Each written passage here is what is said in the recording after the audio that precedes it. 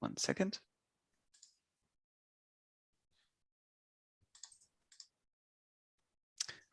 Okay, that should work. So Amit, if you want, you can go ahead and share your slides already, and then I'll introduce you real quick, and then we can get started. Okay.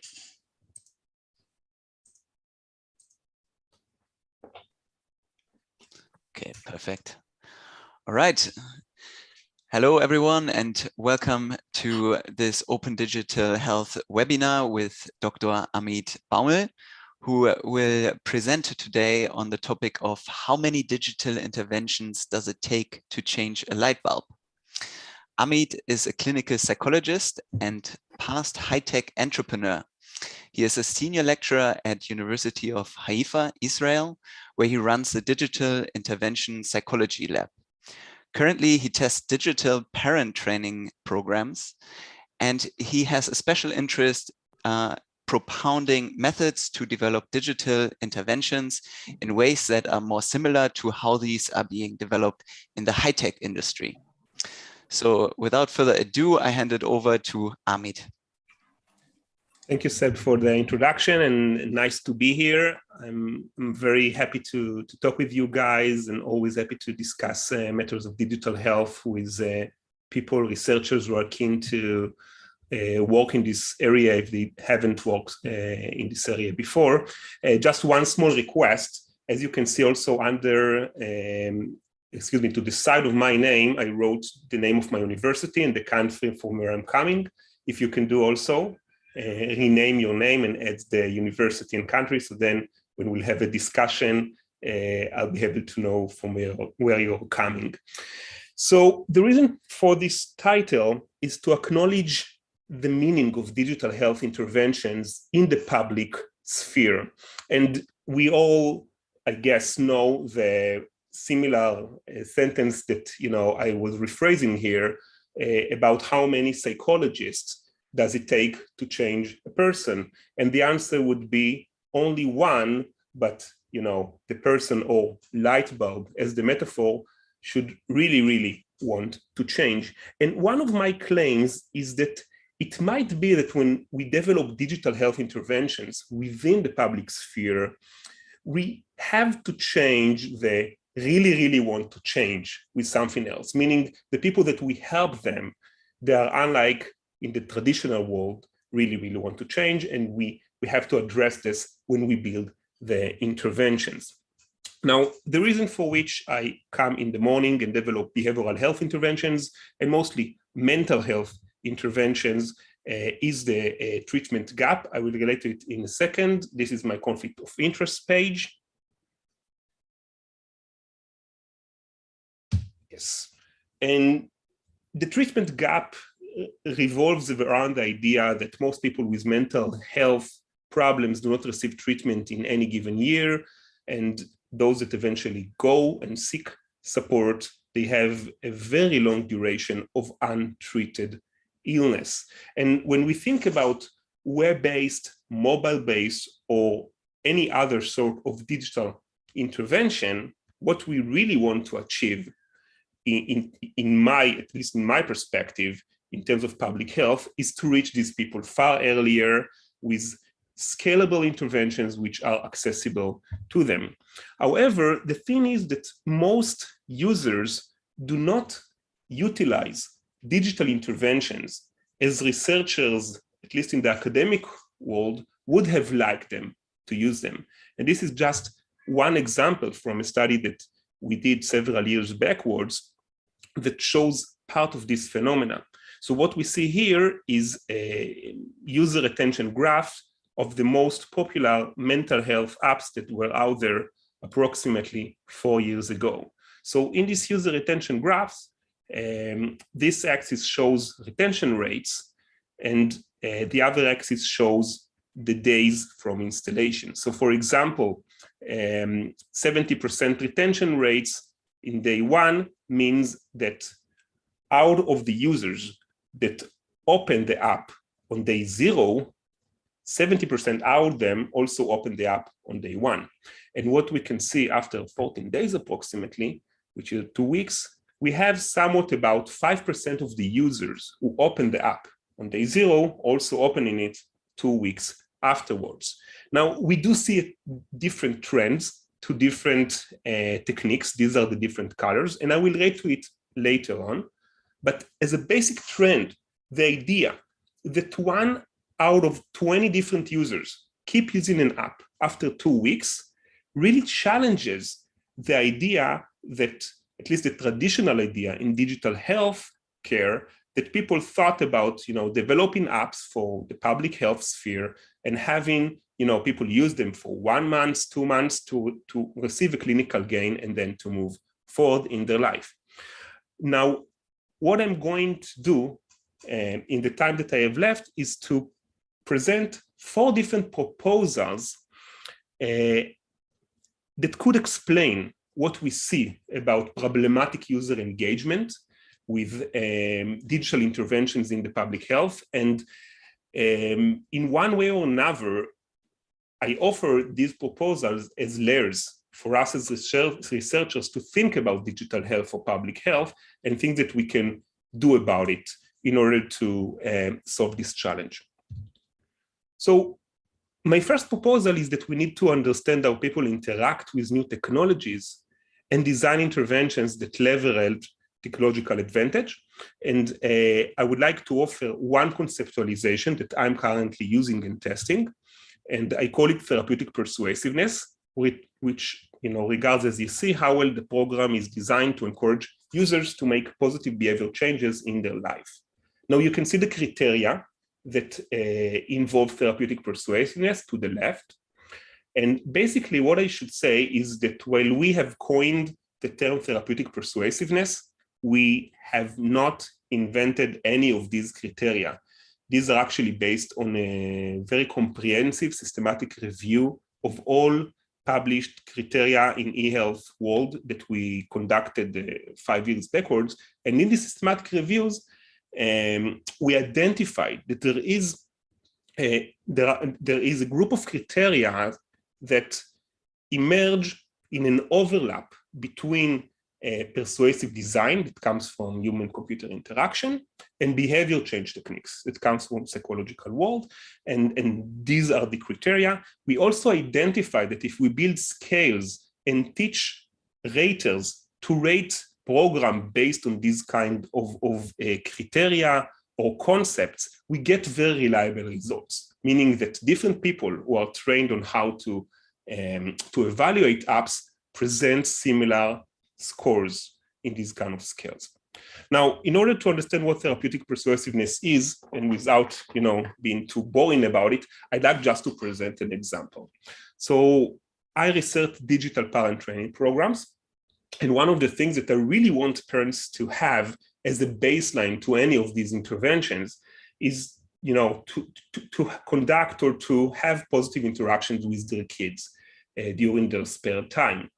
Now, from a traditional digital mental health perspective, what people would do is to provide psychoeducation. So the web program or the mobile-based program provide explanation as to why positive interactions are important in people's life, some inspiring content and movies about things that parents could do, and that's it. From therapeutic persuasiveness perspective, this knowledge is very important, of course. However, what we also see in front of our eyes, that there is a competing activity or competing activities that compete with the parents wanting or being able to have positive interactions with their kids. Competing activity could also be even playing with the mobile app, because for parents in the afternoon, it is much easier and much more rewarding or connected to a tangible reward to let their kids watch TV and play an app. Me as a parent of young children, I can share with you guys that it's much easier, instead of playing with my kids, to just, take my cell phone, play with something. I just feel how my brain gets to rest, finally. So from therapeutic persuasiveness perspective, we understand that there are competing activities, and technology advantage is that it can reach people whenever, we program it to reach people, in this case, parents. So what we would like to have is, for example, call to action, which means that we present parents with very specific goals about positive interactions. We inspire them to have positive interactions with their kids. So for example, just before they get home from work, they get notifications about with tips about positive interactions and why it's important and so on. We also like to monitor each day or every other day the positive interactions parents conducted in their home, but this monitoring is made with a purpose. So for example, we want to embed a script in parents' mind where they think about their daily activity in a way that really works towards positive interactions. So for example, we would ask parents questions in a certain order that is meant to implement intentions in their mind. Like, for example, when you drove home from work, did you think about the positive interactions you're going to have with your kid during the afternoon? So if we ask these same questions several times, the parents already remember that, they feel they are accountable for that, and they will do something about it. And of course, a good monitoring has to come with a good feedback and the ability to adapt the pathway based on the state that the parents are at. So if people say that they are, they are very successful in positive interactions, they have some problems, they need to receive some other tips or to move to the next phase if they did it correctly. So after we understand what approximately therapeutic persuasiveness is, we actually went on and examined how well our programs that are available in the world have a good score in terms of therapeutic persuasiveness. We did it in a project, a year of clearinghouse project named MindTools.io. Right now it is still available, but it doesn't have an updated information. And in this project, we also evaluated many different available products based on different quality scales. And during a certain point of time, we rated more than 100 products, and we found that most of these products had what we refer to as an okay enough content. Okay enough content is 3.5 or more in our score, which reached up to the score of 5. But then when we checked how many of the products that has okay enough content have okay enough therapeutic persuasiveness, we found that the list of them had it.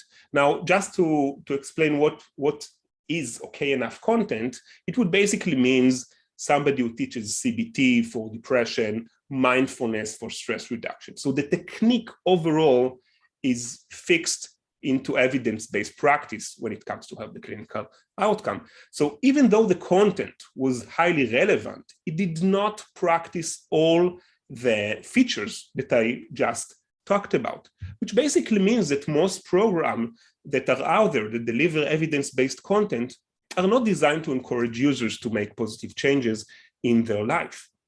Now, you may come and say, okay, but why this is important? It might be just a conceptual model that doesn't really matter in the real world. So we actually check that. So what we did is to take 3 different metrics that you see up on top. All are related to usage of the program. We have metrics coming from 2 platforms, SimilarWeb and Explorer add-on. Both record user traffic worldwide in an anonymous way. So we have mobile 30 days retention, and we have 2 metrics for website usage time. One for SimilarWeb and the other from Explorer add-on, where we collaborated with Microsoft Research team. And what we see here are different predicting variables, which are different qualities, known qualities that regard digital interventions, from usability, visual design, to therapeutic persuasiveness and therapeutic alliance.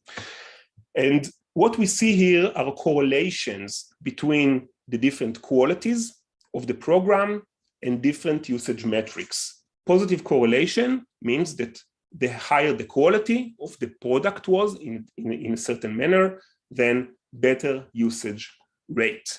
or 30-day retention. And we also did a Spearman correlation because the metrics are not normally distributed. What we basically see here, that different design concepts are significantly correlated with usage, but we can see two things about therapeutic persuasiveness. First of all, it's one of the only two predicting variables that have unique contribution to mobile 30-day retention in our regression model. Another thing we see that it is a robust predictor in the sense that it shows that to be a significant predictors in both platforms that we check and in all the metrics that we check. Which brings us to the question, so if this sounds so nice, why researchers worldwide do not develop therapeutic persuasive apps? And this is especially an important question because we know that I did not invent any of these criteria, right? It comes from persuasive design, immunocomputer interaction, and behavior change techniques. It does involve a combination of the two because otherwise you don't have good enough user experience, but still, I'm not the one that invented this criteria. And the main reason that I explain it, it's that it's very, very difficult to develop this kind of digital intervention. If you think about it, the point where you have a platform online and the content embedded in it is just the first step in building this kind of intervention, because then you need to have these kind of decision rules that say when somebody receives something. And unlike just-in-time adaptive interventions, for example, that use only text messaging, so the decision rules only relate to the text message the person receives, here, decision rules has to relate to which kind of web page a person receives, which kind of learning module the person receives. Anything that they have has to be adaptable. So what we did in order at least to try to help the community to work in this dimension is to develop, or actually to upgrade, an already available open source platform that was developed by Huaver Brentheim, I hope I pronounce his name right, from University of Oslo, to bring it to a certain level that we are very happy with. And basically what you see here, you should not understand any of the, this graph that you see. You should only understand that you see different arrows where each arrow actually provides you a different pathway within the system. So blue arrows are between things that users see. They could be a web page, it could be a text message, it could be an email, it could be a WhatsApp message. And the gray arrows are all the things that happens in the backend that help us understand which kind of content we want to deliver to the user. It is built in a way that the social scientists can actually build their own intervention. It's open source. You can see the link over here. You can also see within the arrows all these, things written in the middle. These things are the if-then statements, in which cases a certain arrow is relevant. So this regards the idea of designing digital interventions that really fits the technological advantages that we have around us. And therapeutic persuasiveness, in my view, serves as one relevant option that we currently test in digital parent training programs, where we compare between a program that has a better therapeutic persuasiveness than to a standard program. My next proposal that complements the first one is that we should think about developing digital services that better target people who do not access traditional services. And if we think about traditional services and the way that we developed programs so far to people who access traditional, for example, healthcare systems, eventually the people arrive to these systems very late during the process of their problem. This is especially true in mental health. So, and also in addiction. So basically it means it takes people years until they go into traditional services. And at that point in time, either them or somebody else who cares about them really, really want them to invest in the service that they receive, which is not the case in digital interventions. So how people use digital interventions which are just available to them. One way to look at it is digital micro-interventions, which are highly focused interventions delivered in the context of a person's daily life in order to help them reach desired proximal target. Now, micro-interventions embedded in all of our lives. I have here a glass of water, which is somewhat of a micro-intervention that I can use if I'm thirsty or if I want to think while I speak with you guys. I can also drink coffee in order to keep myself awake or cheer myself up when I'm very tired in the morning. Now, the thing is that because technology is embedded in our life, we can also think about building digital micro-interventions, which we can, make available to people, because it's easy for us to distribute these kind of interventions. Unlike the traditional world, where people, when they already arrived to the clinic, they want to receive something much more salient and bigger. So here you can see how digital micro-interventions built. Basically, they're built on events which are elemental components that suppose to attempt to change someone or to help them in one way or another. Like, for example, helping a parent have a gratitude exercise, about, focusing on positive child attributes, and saying something good to their children. Decision rules guide when to deploy each event. We can also think about proximal assessments, which the most important part in proximal assessment is to understand if the event was successful. So if the parent, got the gratitude exercise, whether it was successful in actually, bringing that to their child. And of course, we can have an overall outcome. Well, the most important part about the overall outcome in micro-interventions is that we have to remember it does not have to be the overall clinical goal. I may want, to help somebody who is depressed, but the micro-intervention is only about helping them stand or helping them, walk a bit or do something nice, because it's just one part of behavioral activation. So from this perspective, because digital micro-interventions, like the coffee that I would drink, in order to wake myself up, are so embedded in our lives, we need many digital micro-interventions to gain, to exercise a certain clinical gain. So from this perspective, we need to have a hub, something that helps build digital micro-intervention care that actually connects between all the different digital micro-interventions that we receive. And this hub, of course, it could be a technology, like a technological platform that helps us understand which kind of hub we need to use and when. But it can also be a health coach. The main important idea in this concept is that we need to have a suite of different digital micro-interventions that are available to us, and that the hub need, in one way or another, evaluate what is the state of the person to suggest the right digital micro-intervention, and to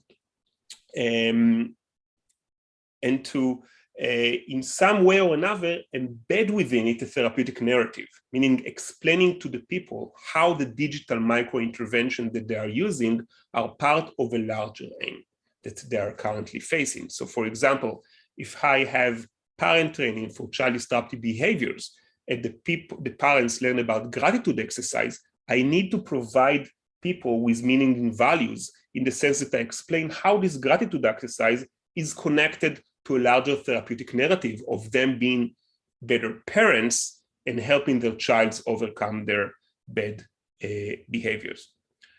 From this perspective, the conceptualization of how micro-intervention care looks like is very much different than how we think about the traditional world. So if we compare it to stepped care approach, in stepped care, which is much more traditional thinking, we provide people with ambulatory care. If it doesn't work, we may provide them, with more meetings. It doesn't work, we can go and take them into inpatient unit and so on. But digital micro-intervention care works differently. Sometimes we don't have anything. Sometimes we receive only one micro-interventions. Sometimes we receive many micro-interventions all at once.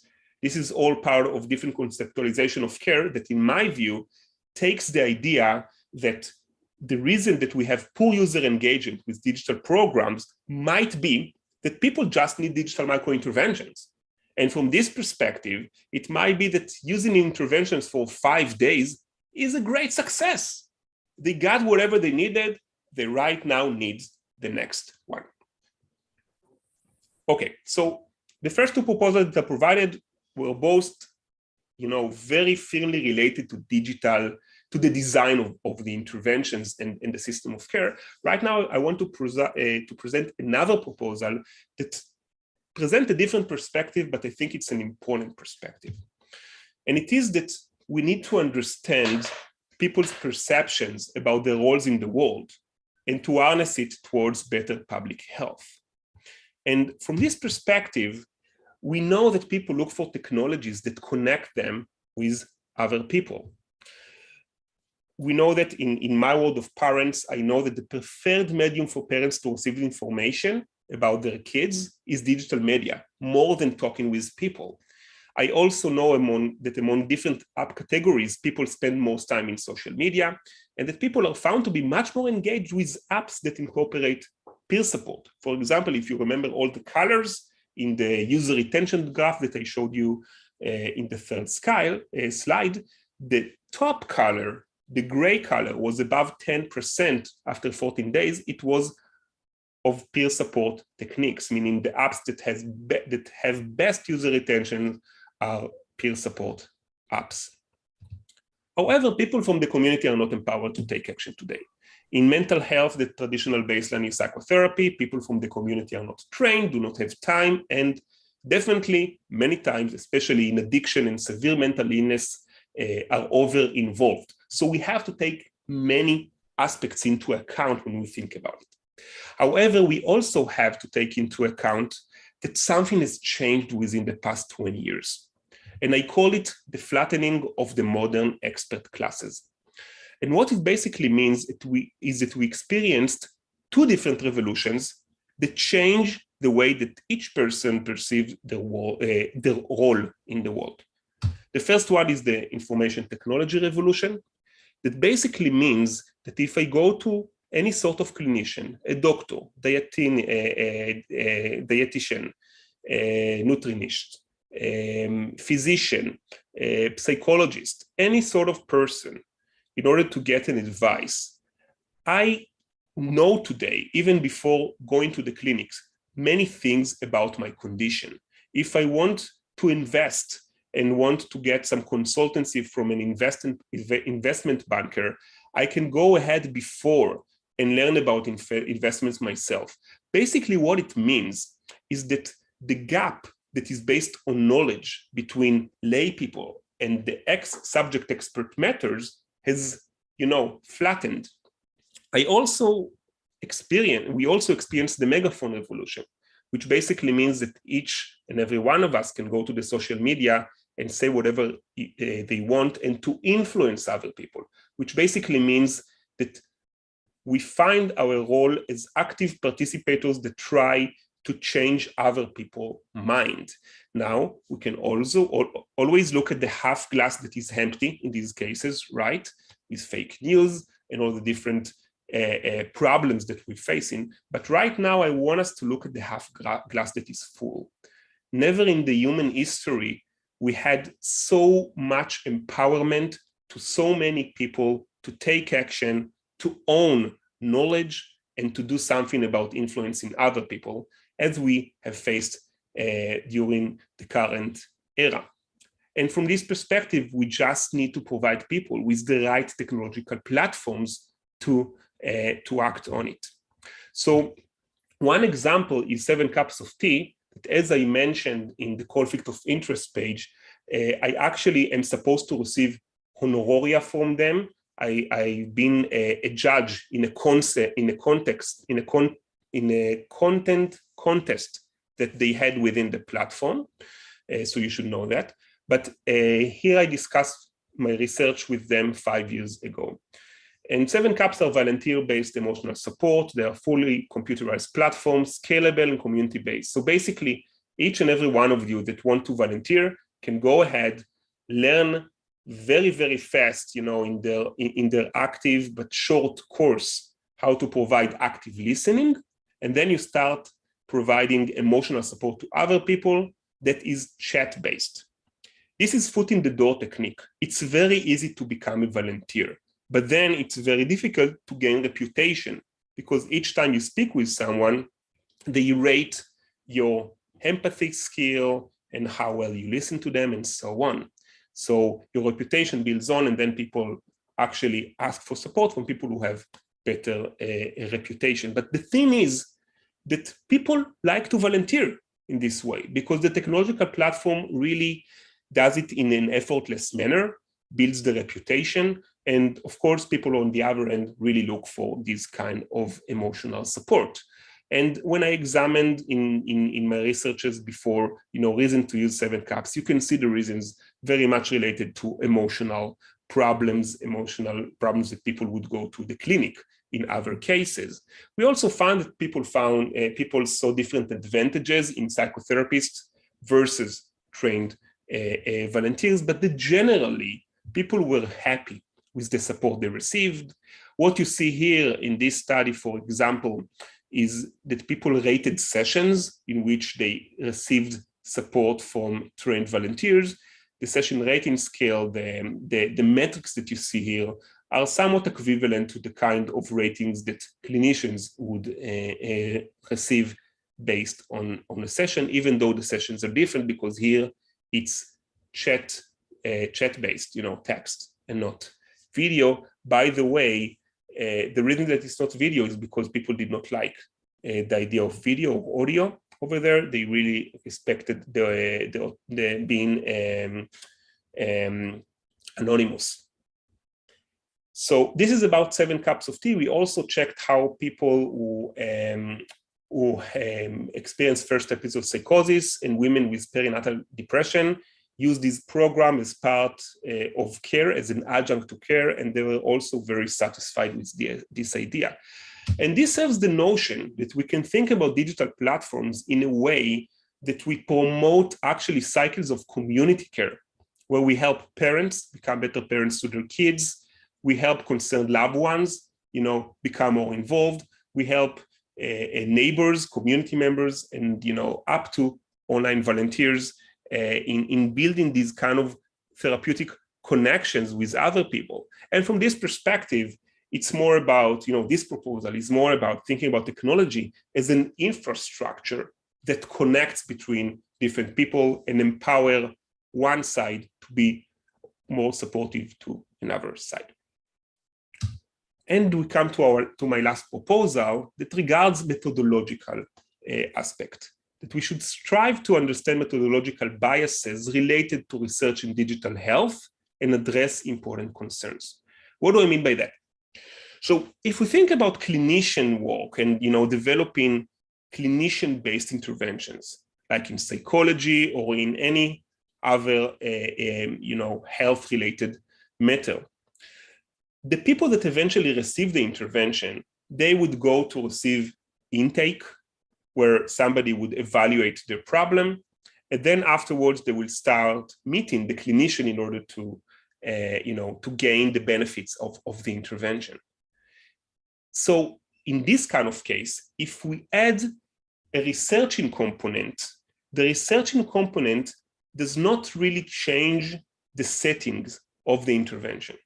If we add a person, during intake that present people with more questionnaires and a researcher meeting people after they've been in the clinician, it's still the same setting. This is not the same case for digital health, because if in digital health or public health, we most time do not meet people at all, or only meet them one time in the natural surrounding, basically what it means that any research layer that we put on top of it changes something very important in the settings. Think about App Store intervention, that people just download the app from the intervention, but you want the researcher before that to actually contact the people, recruit them to research, ask them then to download the intervention and so on. This is very much different than just downloading the app in the App Store. So we have to really think about that.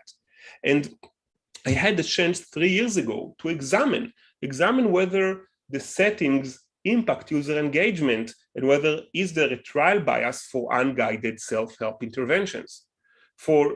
In this study, what I did is to take programs that are already available in the real world, being either web-based or mobile-based. And I also examined studies that presented studies on the same programs that presented the usage of the programs within the study itself. And what you see eventually here are, let me count, 1, 2, 3, 4, 5, 6, 7, 8, 9, 10, 11. Yeah. You see 11 different programs for which I have 2 different metrics for each program. How much people use them within a trial setting and how much people use them outside of trial settings.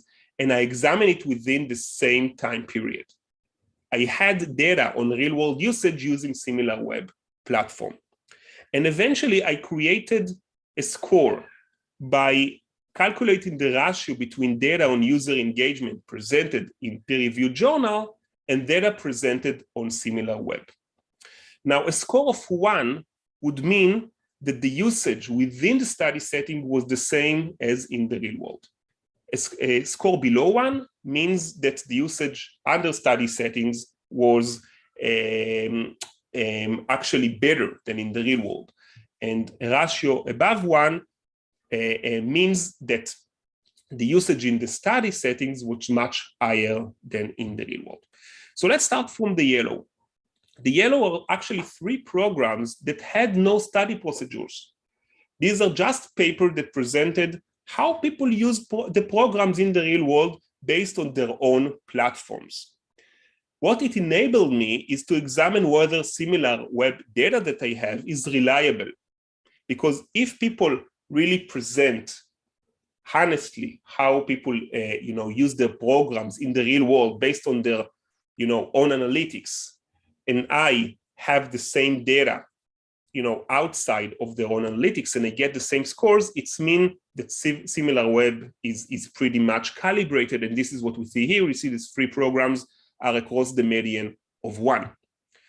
But then I examine all the 11 other programs that I have data on based on different groupings. I examine which kind of settings really impact the program, mild level of symptom severity, moderate levels of symptom severity, remote versus in-person recruitment, and so on. I didn't find any impact to a specific setting, but I did find that there is an overall impact to the settings. If you can see, in all the cases, the median of both groups together is somewhere around here, is somewhere around 4. What a median of 4 means is that people are 4 times more engaged with digital health apps under study setting, regardless of the study settings, than in the real world. So this is a real issue that we need to address. I think about 2 different methodologies that we can use.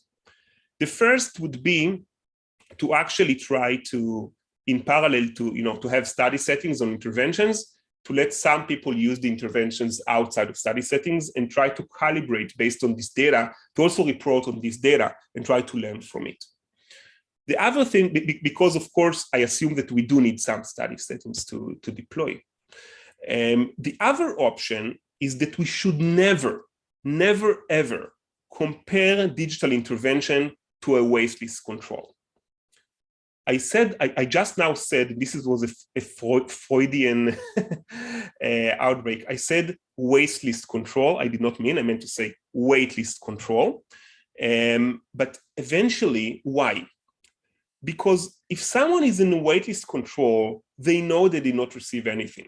So if I ask them before the waitlist and after the waitlist how they were doing, they don't really think about the intervention. They didn't really gain something from this question.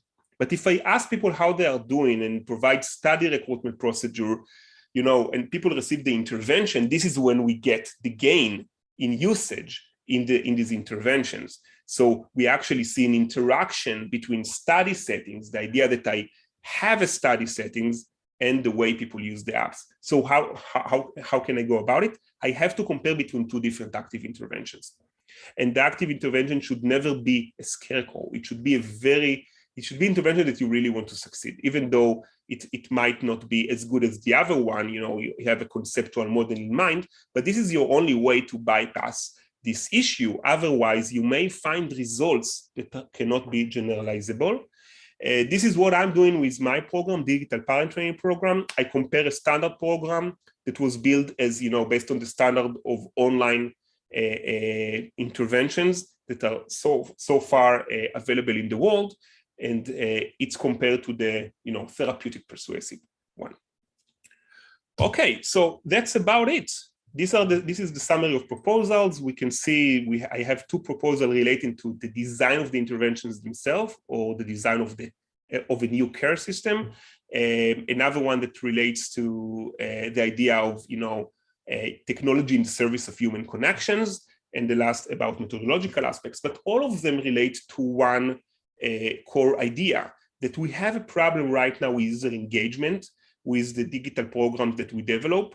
This is a problem that presents a challenge that we can, face and succeed in facing, but we just, in my view, have to understand what are the real problems around it and try to, focus on them when we try to answer this. Thank you so much for your time, and I will be very happy to answer any, to hear your thoughts about it, to answer any questions if you have, to have a discussion. Amazing. Thank you very much, Amit. That was a really impressive presentation. Really, really interesting. It's almost like, I feel like when we started kind of translating mental health interventions on the digital platform, I think probably in the beginning we got really excited because we thought all of a sudden we have the possibility to deliver all of this evidence-based content to people. But what we didn't realize is that we are just simply kind of overloading and overloading people, which they don't engage with it anymore. So really we need to kind of pull back a little bit. And this old saying, kind of less is more, if it's provided at the right time with the right relevance for people. And now that we have the technology to actually enable that, we should definitely make use of it. And that's really what kind of came out of it for me. But yeah, we're ready to take some questions. So anybody has a question for Amit, you can unmute yourself or also put it into the chat box.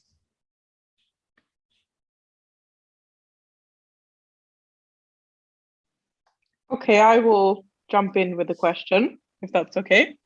Thank you so much, Amit. That was very, very interesting. I was just wondering, because I like that you were kind of making the argument about how these micro interventions might actually be helpful for reaching people who wouldn't kind of traditionally engage with treatment. But then I was just wondering, because some of those micro interventions still require quite a lot of data, or the people kind of still enter these types of interventions. So I don't know if you could speak a little bit more about how you see, well, first of all, maybe the data requirement from these people in order to provide these kinds of interventions. And then also maybe, are there any barriers for people to kind of enter these micro interventions? Yeah, it's a great question. I think that there are many challenges with the idea of digital micro intervention care, and because of that, I think that we have to solve some challenges in order to to be able to move forward. Basically, if we think about digital micro intervention, it could be a web page that somebody sees. It could be a very small mobile app that they see, even 10 text messages that they receive in 10 days. So from an interventionist perspective, it's not an issue, right? From a researcher perspective, we do not know what happens with these people. So you're saying, okay, so how can we understand what happens with them? So I think that in one level, we can always, have a very clear, statement when somebody enters a website or anything else, where they understand whether this is part of research and what we're going to do with it, and the extent to which we are going to, gather data, and the extent to which we are going to provide a very salient and long intervention, really, is really related to how much terms of use we need to provide it to people. Because if it's only a web page, we don't have to write them the same thing. And, if you only, cover usage, we don't have a real issue. The real issue that I think we have, and I think that this is maybe the one that you refer to, is that if we want people to use different micro-interventions and to understand how cumulatively they work, and we actually have a way to solve the hub issue, presenting different micro-interventions, different user state, and so on, how can we test what's going on with these people without overburdening them? And I don't have a good solution to it. I think that this is one of the methodological challenges, that if someone will solve them, they're going to be the next star. I'm not sure if it's one of us or somebody that is younger from us, in the next generation. But it's a very important thing to test, because in order to be able to understand micro-intervention care, we need to collect data from people. So it's not only about letting them accept that they accept us collecting data from them. It's also about understanding the data and understanding when proximal outcomes are met and where they are not, without nudging them too much about it, because then it's going to create a bias and so on. So I think these are the main challenges that we have currently in this sphere.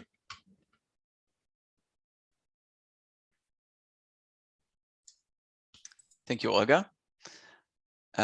Anybody else who would like to contribute? Hello, I'll ask a question. Thank you for that presentation. That was really interesting. So the last study you talked about, I thought was really interesting. I hadn't seen that before, with the more engagement in the context of a research study. And I wondered if you could say a little bit about your views on the drivers of that, and then if there's anything that we can learn that we can use in interventions that aren't part of research studies, obviously in a way that's still scalable, which is, I think, the challenge. But I'm just wondering if you could say something about that. Yeah. So I think that whenever we employ a study settings where people have to consent and they have to do some other things about it, they really have to think about, do I want this? Do I want to take part of this? And this already changes the population. It's before the interaction, before the idea that it changes the people who actually answers the questions. It just brings, some part of the recruitment pool of the potential people that would use the interventions. And it might not be, the most generalizable population. This is the main challenge that we're facing in this kind of case. So my thoughts about it is, first of all, we should always try to make, enrollment into studies, that revolve around public health. We should also strive to do it as effortless as possible. And it also means that you're going to meet many people without a lot of ability to invest in the interventions. You're going to hear it, even if you're going to talk with them. But it's very important to actually have these people inside, and to actually struggle if they open. So for example, in my program, Intent to Treat is, passing the first page, which is very, very short, just pressing next. This is Intent to Treat. Because I have to compare it to these kind of people, because these are the people that I want to, to help.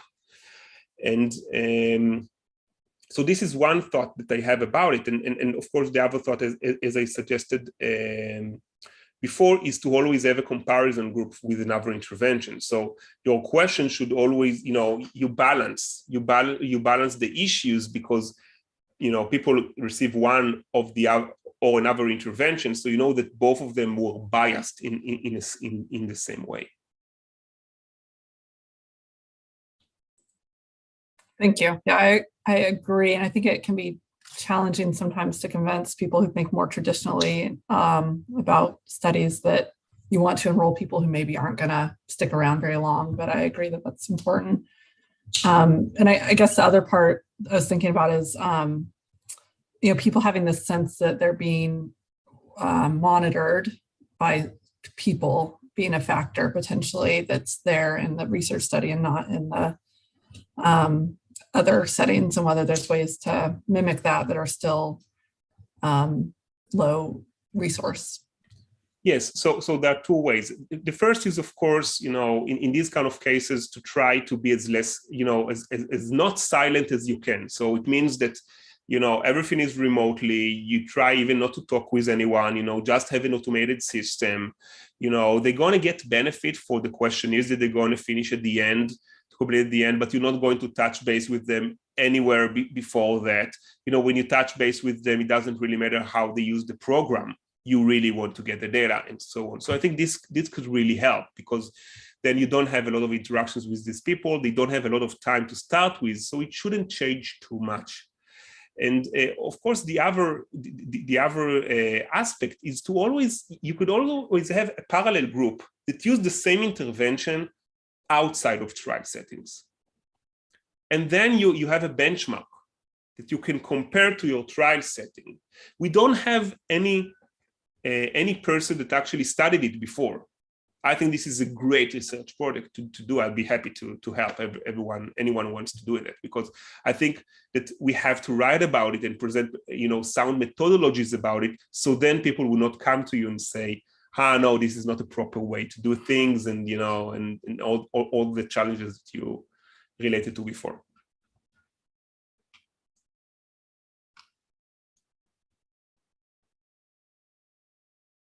Excellent. Thank you very much, Megan, for the contribution. Do we have any other questions? We have a few more minutes. Questions, comments, reflections?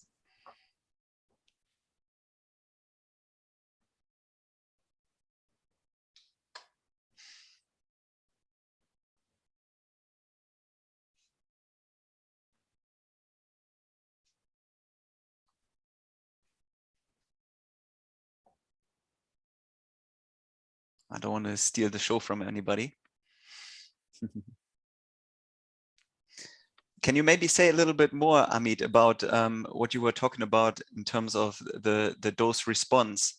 Because that seems like another kind of myth that like your work is trying to bust a little bit, because we often have this idea in mind that a certain dose is required, a certain therapeutical dose. These different kind of components have to be given in a certain combination in CBT or so forth. But it seems like your work is kind of changing this whole conceptualization a little bit. Yes, so I'm not the only one. I think that there is an overall acceptance that it's not about the dose, it's about what people did, what they had, and there are many different, I think, definitions that talk about this, like, for example, effective engagement. I think Olga wrote some things about them, and so on. So it's a definition that we have and people talk about. And this is why in my studies, I always strive to understand what the people did exactly, and try to monitor that in order to understand also the therapeutic activities that they were engaged with, and what happened in, when they saw a certain page, so on. But other than that, we have to think about, people are using apps for certain reasons. So it might be that they neglect an app because they already received something that they wanted. The reason we don't think about it many times is because we have a grant that we received and certain settings that we are working on that have to, build itself into the idea of traditional care and 2 months of intervention and so on. So I think once we are more open to think and talk about micro-interventions, we can examine these kind of relationships. Another thing that we have to remember about dose-response relationship is that it really relates to the design of the interventions. So if an intervention is really about like therapeutic persuasiveness, at least from the conceptual perspective, it is built to move effective, to take engagement and make it effective, meaning to make sure that usage translates into behavior change. But if a certain, another design is not based on that, is just based on psychoeducation, for example, you will not see the same relationship of those responses. So we also have to take that into account. Yeah, very interesting. Yeah, sometimes an intervention component, like you said, it might be just for education, or it might be even just sort of an inspiration for you to get going, right? So you wouldn't expect the same kind of translation into actual behavior as you would with maybe other sort of interventions. Yep. So yeah, thank you very much again. We're coming up to the hour. Thank you very much for everybody who came along and contributed to the discussions. We also now started with a little evaluation. So I will post a little evaluation survey in the chat now. So if everybody could take a couple of minutes after the session to give us some feedback. We're getting feedback every time, things that we do wrong, that we can improve. That would be very helpful. But other than that, thank you very much and enjoy the rest of your evening. Thank you, guys. Bye-bye. Take care. Good to see you, Amit. See you soon. Bye-bye. Bye. Bye. Thank you, Seb.